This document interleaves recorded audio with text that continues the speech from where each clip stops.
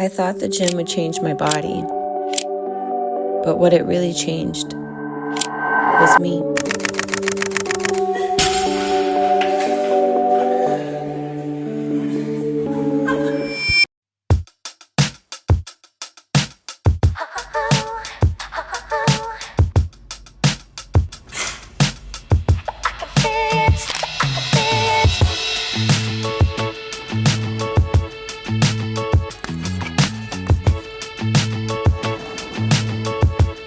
So, I spent years in the gym doing things all types of wrong.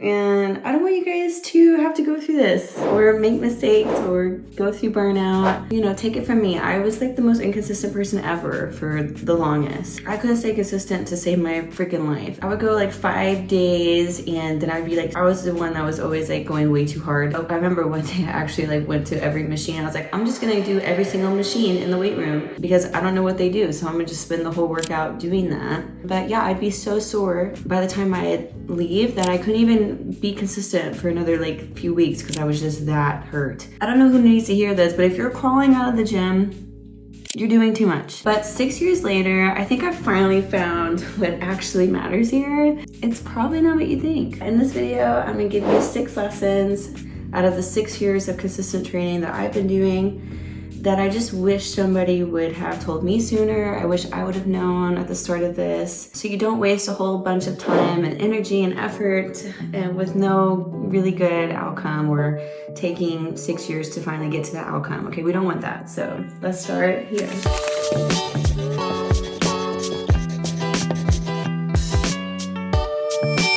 You wanna know why you're not seeing the results that you want? Sorry, it's because you're too focused on getting the results. You're so focused on getting the results that you're neglecting what you actually need to do to get there. You know, the first few years of working out, that was me. I was so fixated on just getting thinner, like being toned, like trying to, you know, use any quick fix to get there. And sorry if I have to break the news to you. If you haven't heard this yet, stop with the quick fixes. I know the 30-day challenge on Instagram promises to get you abs, and I know that the 3 weeks to get toned like seems promising, but none of these things actually provide sustainable results. I've done them, okay? I'm guilty. I did it mostly with my diet. I would try any new fad. Sometimes, yeah, I would get like some type of result, but it was never long lasting. So if we want to really have long lasting change, like actually live in a body that we want to be in for life and to make those changes sustainable long term, we have to start with just embracing that this is a journey and this isn't like a one-time fix. This isn't like I can check this off when I get there. Like this is gonna take time. Actually loving the process of getting ready, like find a way to make it fun, find a good playlist for yourself, find ways to love the stage that you're at right now. So, moment of silence for those quick fix routines. Let's just, okay, they're gone. Well, they're done. Okay, we're embracing the fact that we're gonna do it the hard way, but the right way, because your body is forever yours. I wasn't that happy either when I had to come to accept this. Like, I'm 4'11". I've always wanted to be 5 foot, like just 5 foot. I had to embrace it, and they don't make gyms for shorter individuals. Just saying. You don't want to just become obsessed with the after photos. Like then you just end up comparing yourself to all the pump pics. Like, why don't I look like this in person? Like, let's not do it. Let's just enjoy the journey. That actually brings me to my next lesson. The one I wish someone would have like hypnotized me or like beat it into me, something like get it in my head. Like I wasn't understanding.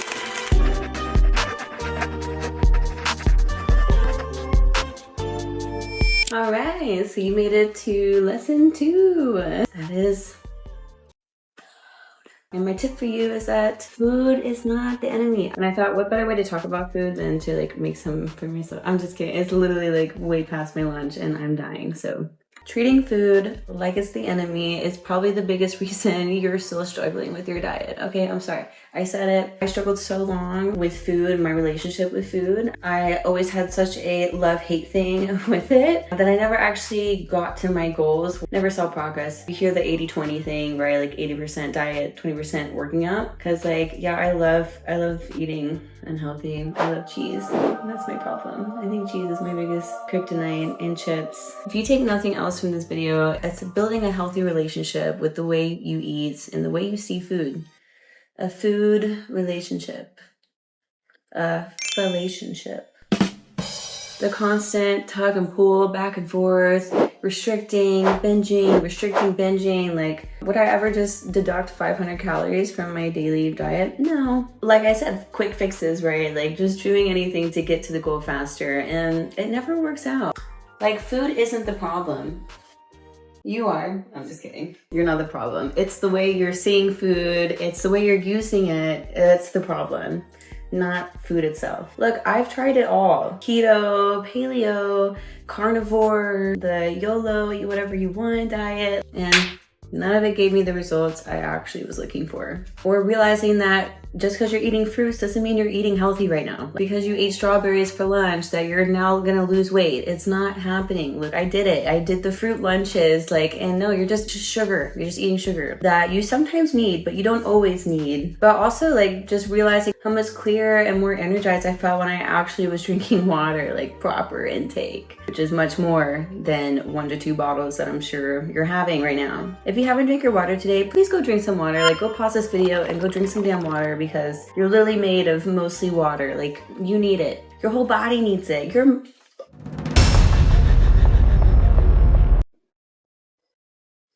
Y'all almost saw me lose a toe. Food is fuel.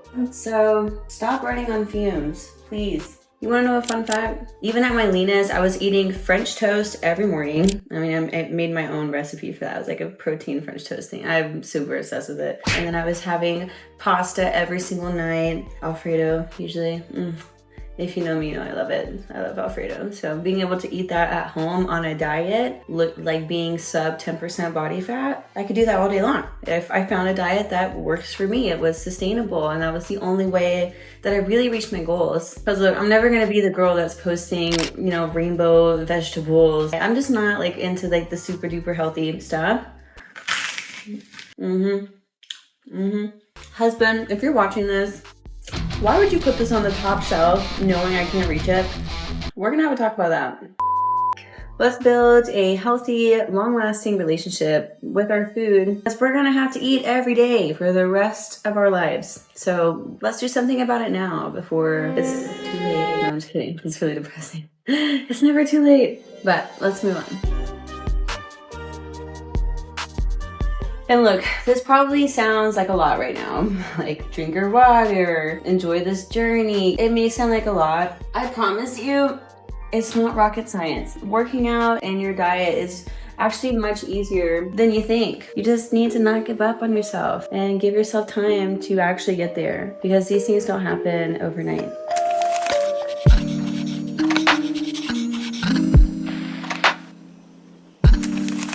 Oh my God, I almost rolled my ankle for a second time. Anyways, lesson number 3, something that took me a few years and a really bad injury that I'm still recovering from, to finally learn less is more. And I'm not talking about food. Less is more in the gym. I'm a recovering perfectionist. I always felt like I just wasn't putting in enough effort. So I added more sets, more exercises, more times a week, more times in a day. I was really overtraining and not eating enough, and that's why I wasn't seeing my progress. If this sounds anything like you, you're just approaching burnout, okay? Or possible injury, which we also don't want. It actually took me getting injured and really suffering from that and having to go through physical therapy to really grasp how little you actually need to make progress in the gym. So if you were one of those people that took motivational speeches to heart, you just don't want it bad enough. That's literally the voice in my head. Every time I went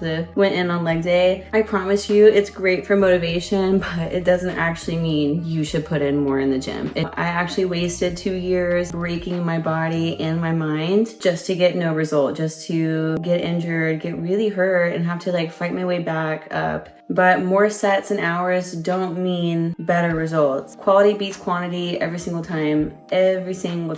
And I felt the most silly when I literally went down to 3 to 4 exercises and just really focused on how well I performed them. Bam! So much progress. just to like cut back, do less, and somehow make more progress. Like it will literally like make your skin boil. Like I think I'm getting chills. I'm getting chills thinking about it. It makes me so mad. Like I couldn't even be a good friend, a good wife, like a good person because I was so, the gym took it all. Like it took everything out of me. I had nothing left to give. Save your time, save your energy. Start with just like 4 to 5 exercises. And honestly, if you're doing anything over 6 to 7, if anything, the more I did, the higher stress I was. And for us females, higher stress means less recovery. Stress has like a huge impact on the way that you look. So let's take some deep breaths. Let's enjoy the journey, build a better relationship with food, and do a little less in the gym. Motivational speeches are great for motivation, but in the gym, it's a different story.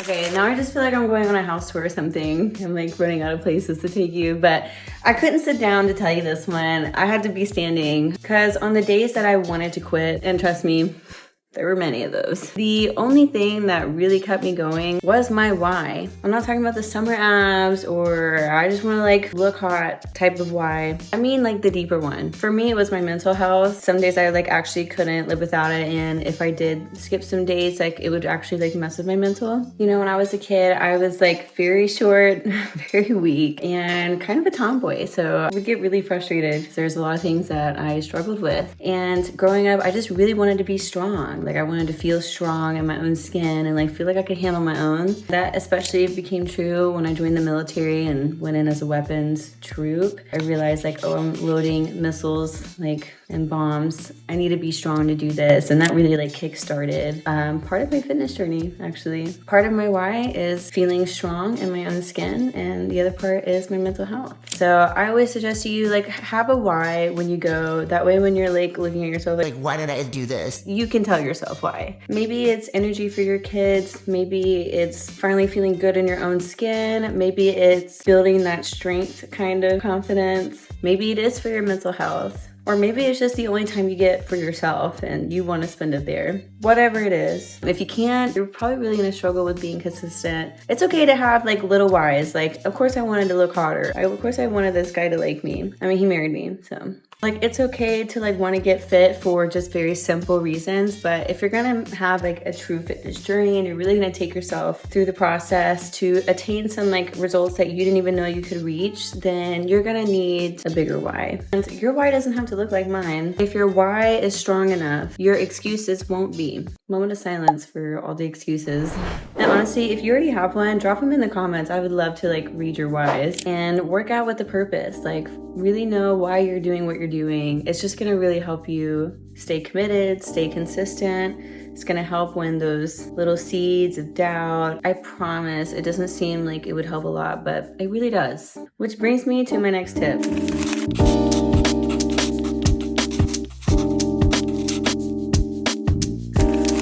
For years, I didn't make much progress and I wasn't very consistent because I kept seeing the gym like something I had to get done off of my list, like another thing I needed to check off, and most of the time like a chore. And even when I was consistent, like there were many times that I was just dragging my feet. You know, luckily I had an accountability partner at some points because I probably wouldn't have been as consistent if I didn't have somebody up my butt about it. I feel like for me, the switch really flipped when I started seeing it as like an experience, a way of life. Not like something else I needed to do, like cleaning. It was like brushing my teeth instead of like going to the gas station. You know what I'm saying? Maybe that's not a good reference. Driving to the gas station for me is like a chore. I don't know what's wrong, but like I just don't enjoy it most of the time.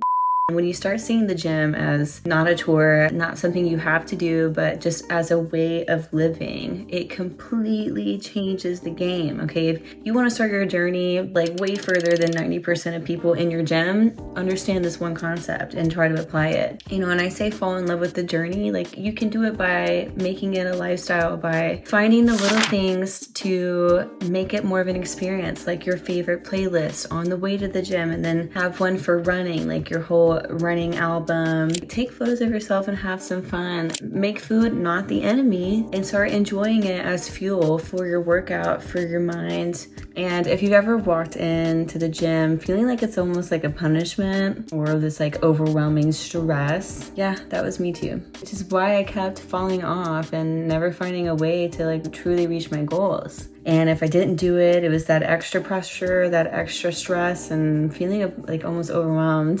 If I didn't go, which then made me feel like really bad about myself, and it would cause me to not go even more.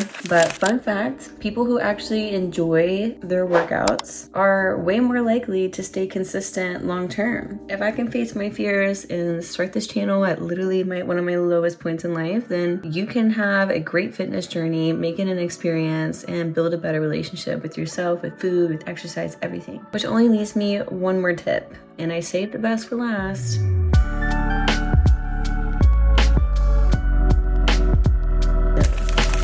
Well, I saved the best tip for last, so I really hope you stuck around because this one's just as important as training in itself, and that is recovery. If you don't start seeing this step as part of your training, then we need to do some work here. Look, y'all, I used to be one of those people that was like, I'll rest when I'm dead. Like, I'll rest when I'm dead. Look at me now. Okay, I promise. I may look okay on the outside, but I'm dying on the inside. This is actually the longest I've been able to like sit up straight. I think you guys are just like keeping me going. But no, when I tell you, I seriously I feel like a champion. Maybe it was like, it was in my early 20s. I felt invincible. Yeah, I was sore, but I wasn't sore enough to like really consider stretching to be like the problem. Oh, and if you don't think this applies to you because you're one of those people that stretches when they get home, maybe a few times a week, I'm sorry, but it's still not enough. It's still too late. If you're stretching when you got home from the workout, it's already too late. Your muscles are already not warmed anymore. I spent so many years just prioritizing working out, like really just trying to just make sure I got to the gym that day, that like stretching, warming up, like sleeping, drinking water, none of that stuff like really was on my mind. And maybe it's not on yours either. Cause look, I lived on like 4 to 6 hours of sleep and bragged about taking no days off, me not sleeping to be the cause of my weight gain and why I'm not gaining muscle. But when I tell you, like, if you're living off 4 to 6 hours of sleep, you do not have enough time to grow anything. But all it left me was tighter than a rubber band, literally bending dry needles like every time my physical therapist tried to help me. I mean, don't wait till you get to this level to start caring about your stretching. I still remember the physical therapy days. Every time she stuck a dry needle in me, it was like, you can save yourself so much soreness and exhaustion from just like doing things the right way. Please start embodying the mindset, start shifting your mindset to really understanding recovery is training. Now, I'm not saying go around telling everybody Coach Savvy told you that you could skip all the workouts because you're sore. No. Maybe you are stretching, maybe you're warming up, but the next step for you is to start listening to your body or learn to listen to your body. And that's different than listening to the bad voice in your head giving you all the reasons not to do something. That's different. That's not your body, that's your mind. Yeah, learning to work in a better flow with your workout routine is something I had to learn much later in my journey, but is so important. It's very important to not get stuck on the numbers of like, I gotta hit 6 workouts a week and I have to do 4 sets by 12. Like, yes, great for hypertrophy. We want to get to like 12 reps, but sometimes you do need to build in more strength. So we need to be in the 8 to 10 rep range. Both have good purposes, right? But learning to flow in what you need to do is a big part of like your body actually progressing. Every body is different and processes things differently. Maybe you recover faster than others, and maybe you take longer to build muscle than others genetically. So really learning your body and becoming in tune with that is a great benefit to working out. So I talk a lot about muscle building, but this applies to any part of your fitness journey. If you're building muscle or trying to lose fat, you need to recover, you need protein, you need water for more reasons than just working out. You need sleep, stretching, all the things so you can progress and actually reach the goals that I know you want to get to. So no, skipping recovery does not make you hardcore. You don't get a badge of honor for crawling out of the gym because you killed it. Big picture is recovery isn't optional. Just remember, recovery is training. Respect it, love it, live it, enjoy it. When I finally learned to respect respect recovery, that's when everything really started changing. I mean, I really started like growing, like booty gains where I was getting that juicy peach and my legs were looking good. My waist was like snatched when I took more time off. Like it just didn't compute in my head after spending so long. Like I was telling y'all, less is more. And that's why I really wanted to emphasize this to you guys. Because if I would have prioritized that when I started working out, I definitely would not be feeling some of the things I'm feeling now. That's where it changed for me, which brings me to my wrap up. So look, I know it's a lot, but whether you're just starting again, or just stuck in a plateau, remember this: you don't need to be perfect to keep going. So don't give up. Your breakthrough, it's probably closer than you think. But these are my 6 biggest lessons, and honestly, they changed everything for me. Like everything. So pause this video if you want them all in one place, and drop a comment telling me which lesson hit home for you. Stay tuned because I'll be dropping weekly videos to savvy up your fitness, real talk, no fluff, and even other areas. On this channel, we're talking savvy fitness, mindset, beauty, and living tips all in one place. It's here we do things the savvy way. Subscribe so you don't miss it. Welcome to the Savvy era. Thank you for joining me. I really appreciate you guys sticking around with me. This is like the least amount of pain I've been in so long. Like I don't know if you guys are just powering me through right now, but I love it. So join me in your Savvy era where you're not behind, you're just getting started. And I'll see you next time.